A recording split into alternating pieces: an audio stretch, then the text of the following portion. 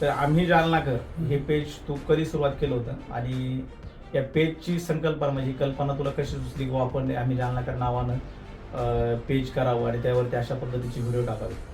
म्हणजे मी एक व्हिडिओ सोडला होतो तर 2-4 दिवसात त्याला तर काही व्ह्यूजच नाही आले, म्हणजे होते तरी पण 100-200. 2-4 दिवसानंतर त्याला रीच भेटली, तो डायरेक्टच म्हणजे तासाला त्याला व्ह्यूज येत होते.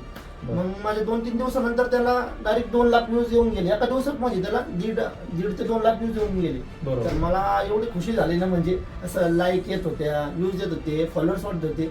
तर मला असं वाटत होतं यार व्हिडिओ कशामुळे व्हायरल झाला. तू एकतर एडिटिंग कशामध्ये करतोस आणि बॅकग्राऊंड म्युझिक निवडताना काय विचार करतोस?